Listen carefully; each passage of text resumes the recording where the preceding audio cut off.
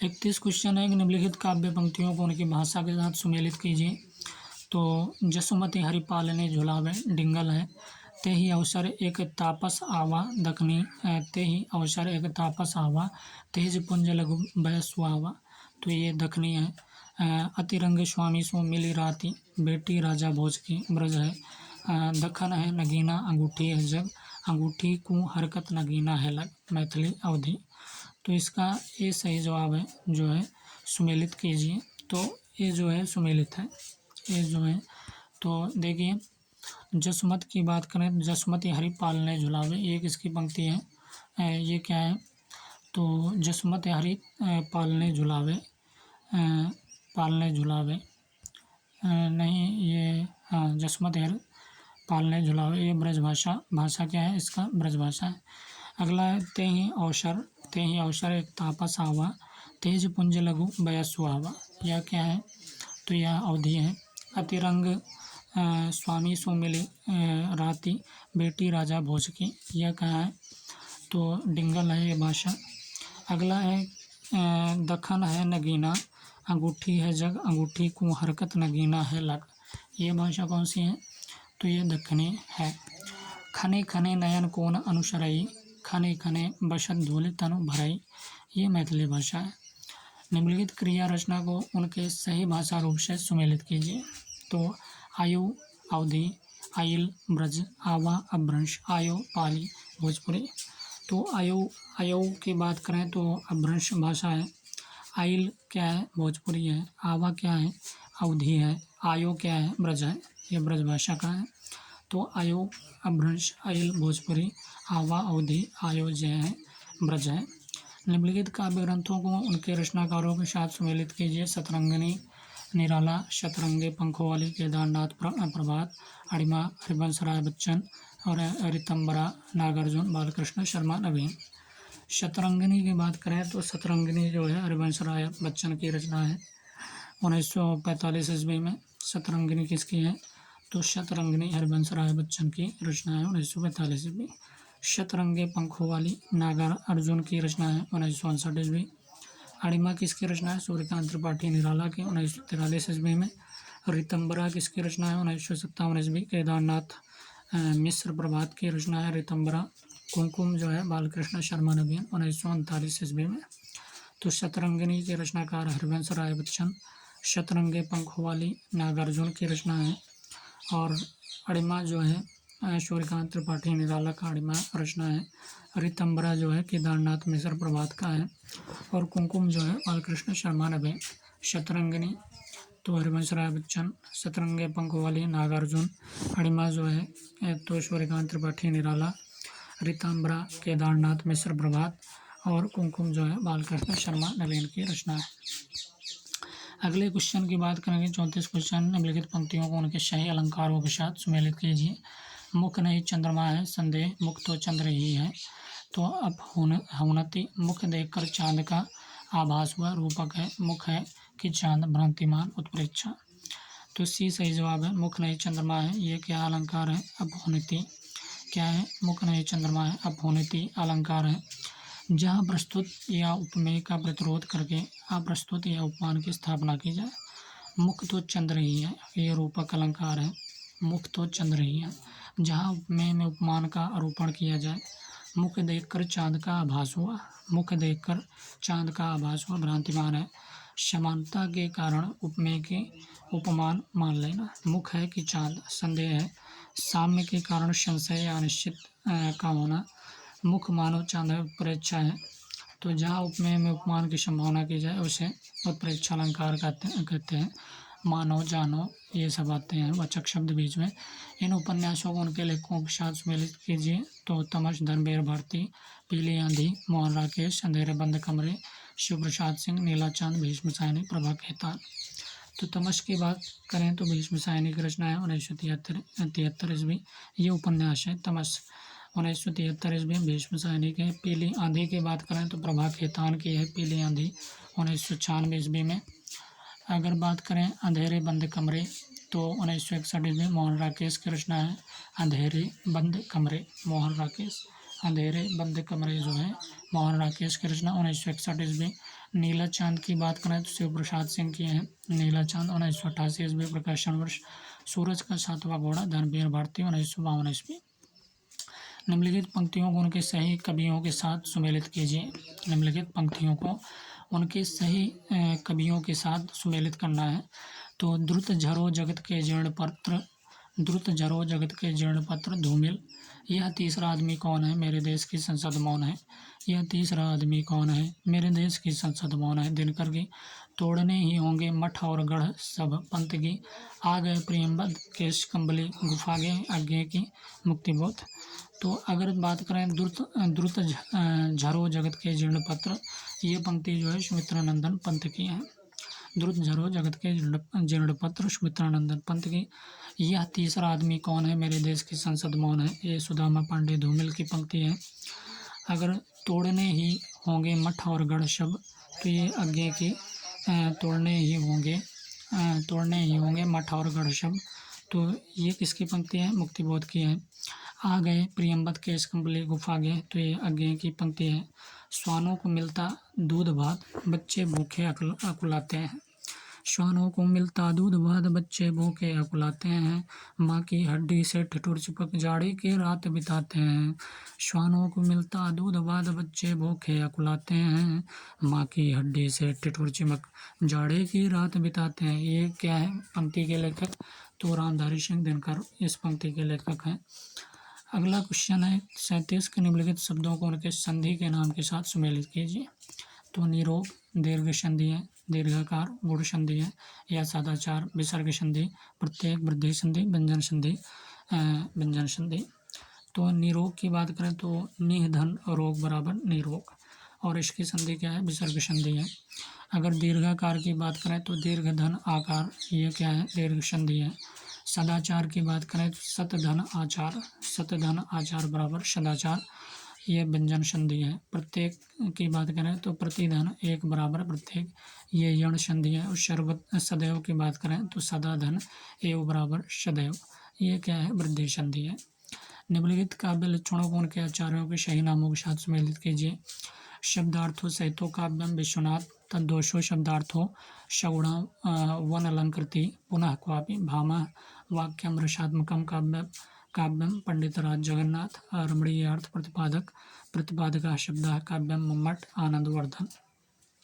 तो इसका सही जवाब सी है। शब्दार्थों सहितो काव्यम की बात करें तो भामा इसके आचार्य हैं शब्दार्थों सहितो काव्यम के।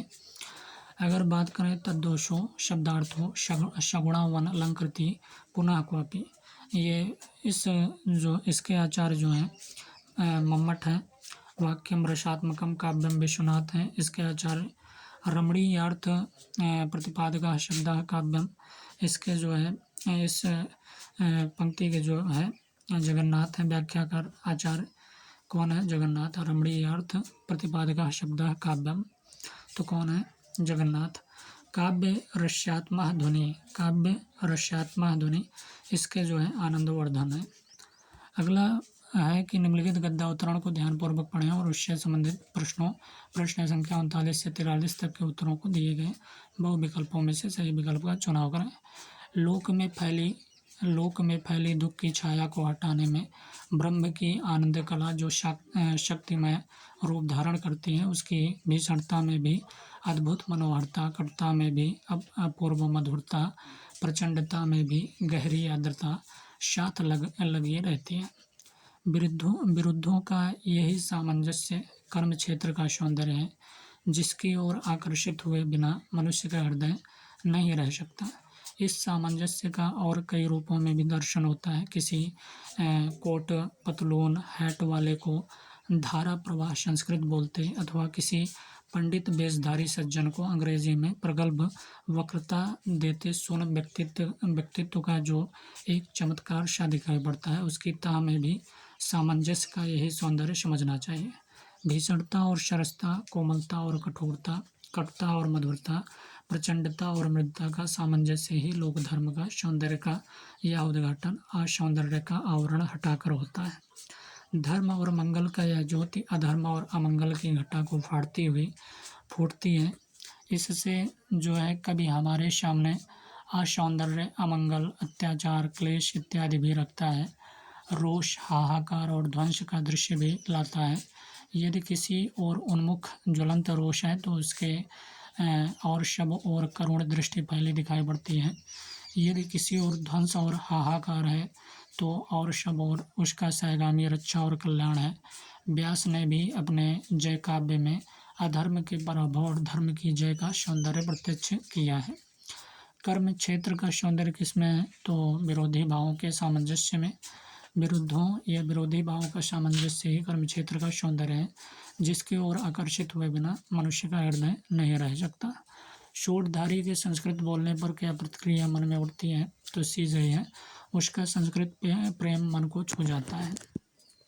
तो सूटधारी के संस्कृत बोलने पर क्या प्रतिक्रिया मन में उठती है तो उसका संस्कृत जो है प्रेम मन को छू जाता है। जब कोई सूटधारी धारा प्रवाह संस्कृत बोलता है तो उसका संस्कृत प्रेम मन को छू जाता है। यह सामंजस्य का सौंदर्य ही है। 41 क्वेश्चन है, विध्वंस और अत्याचार के सहगामी भाव क्या हो सकते हैं तो बी सही है, रक्षा और मंगल का भाव। आनंद कला के विलास से लेखक का क्या तात्पर्य है तो जीवन में सरसता और कोमलता पैदा करना जो है आनंद कला के विकास से लेखक का तात्पर्य है। जीवन में सरसता और कोमलता पैदा करना ही आनंद कला का विकास है। इसमें सारे भाव, रूप और व्यापार अपना योग देते हैं।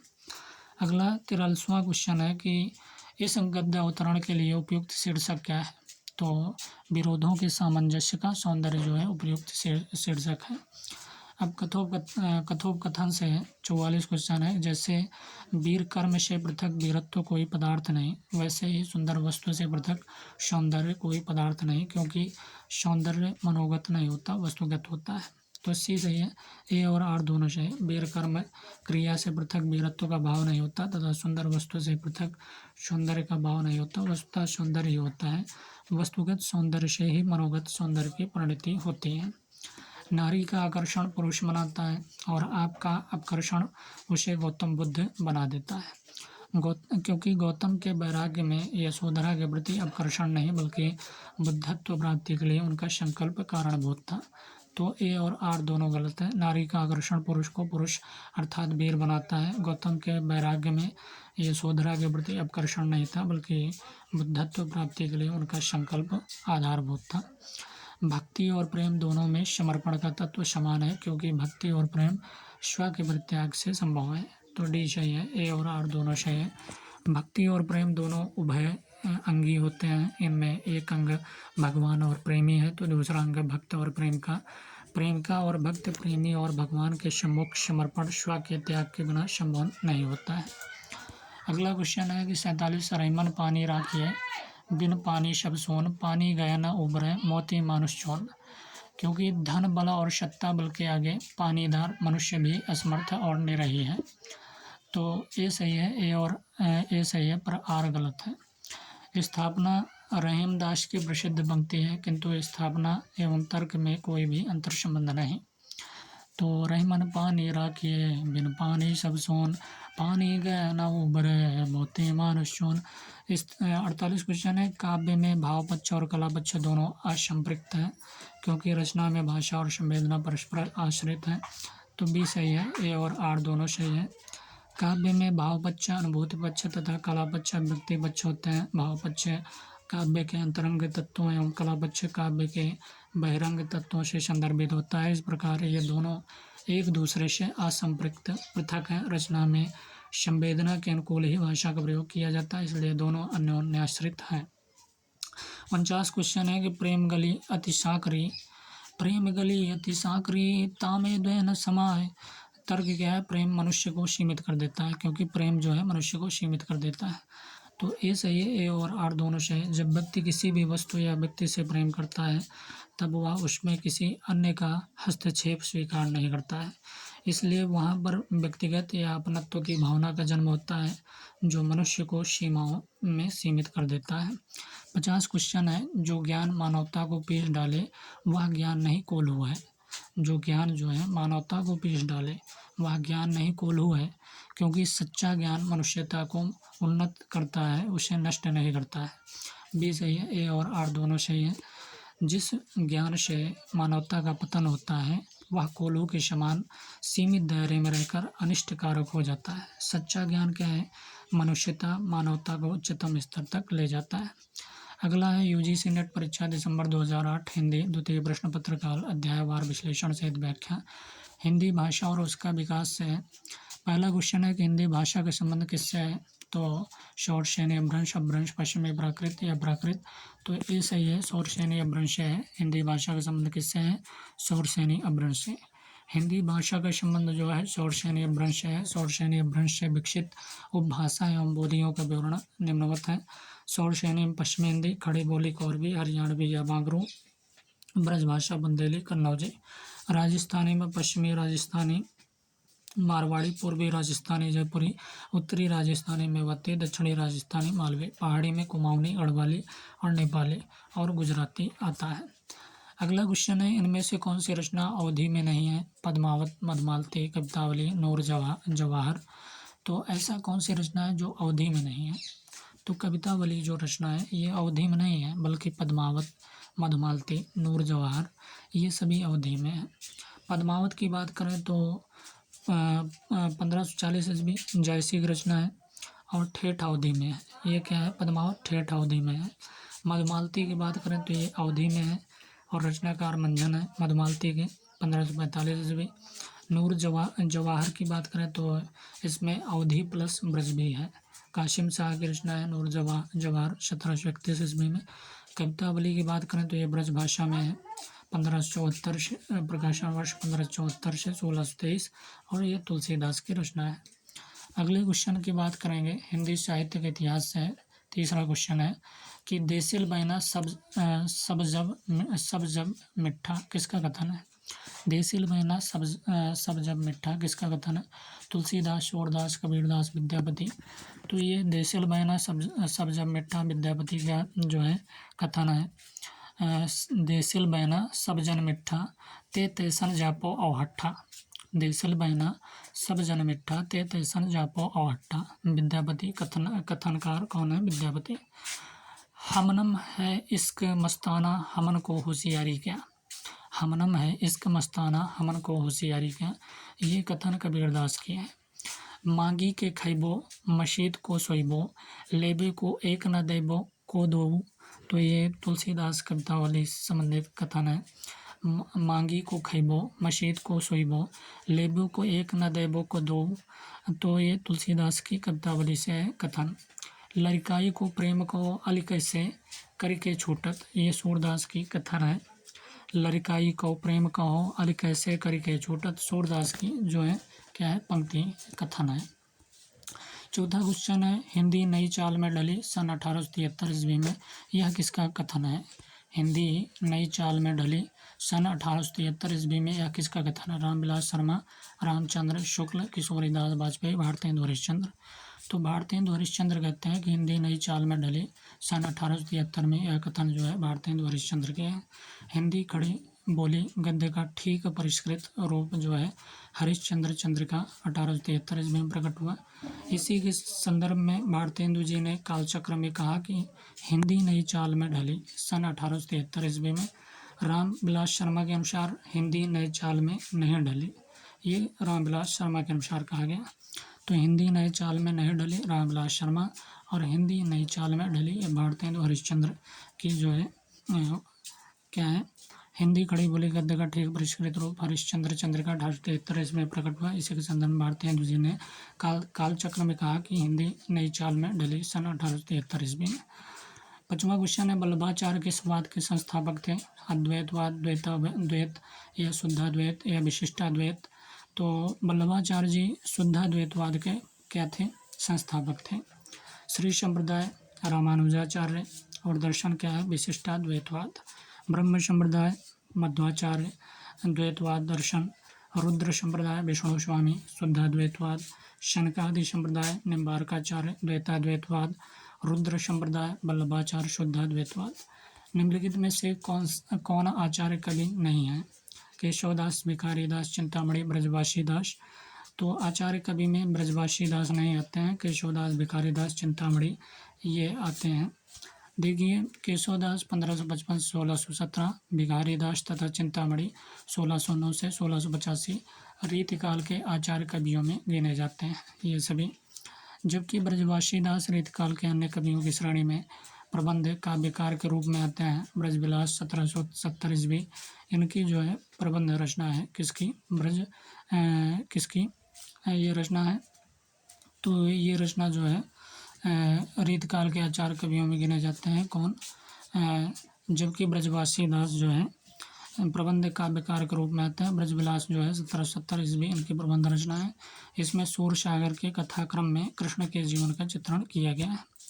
7वां क्वेश्चन है, कर्मवीर के संपादक कौन थे? शिव प्रसाद गुप्त या माखनलाल चतुर्वेदी, बाबू विष्णुराव पराड़कर या गणेश शंकर विद्यार्थी। तो कर्मवीर के संपादक की बात करें तो माखनलाल चतुर्वेदी हैं।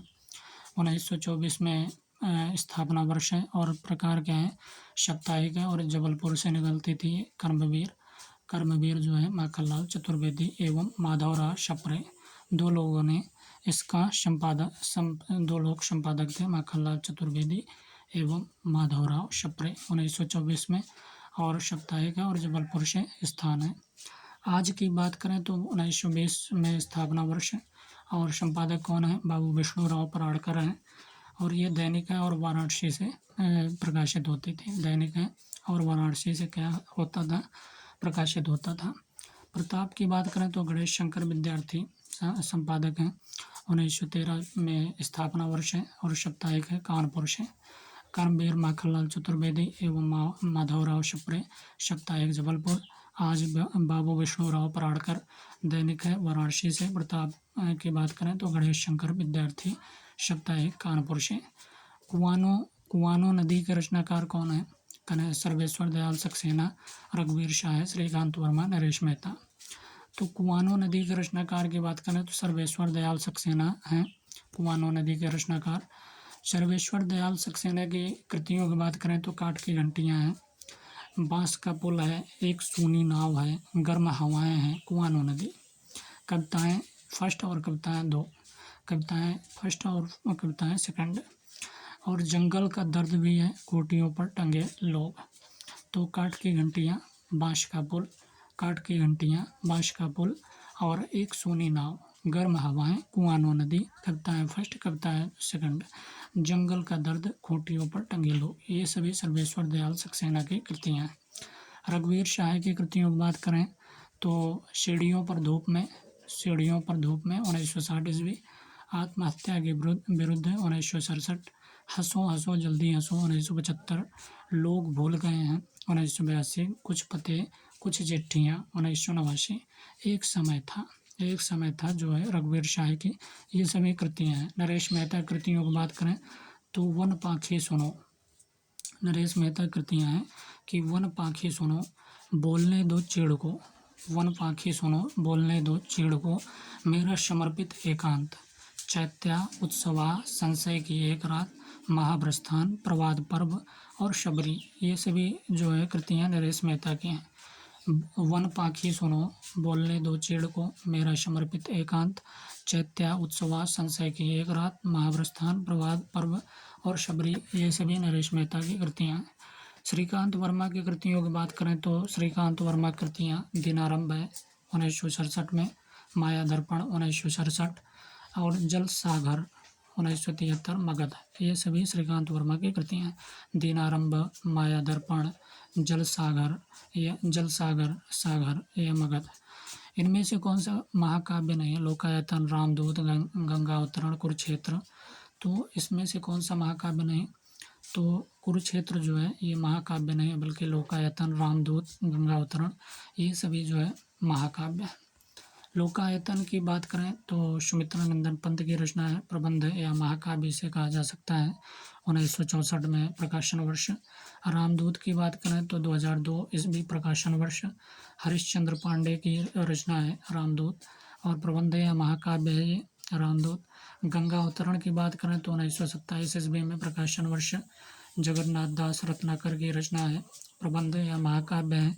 कुरुक्षेत्र की बात करें तो 1946 ईस्वी प्रकाशन वर्ष है और ये रचनाकार रामधारी सिंह दिनकर हैं और ये क्या है, खंडकाव्य है कुरुक्षेत्र।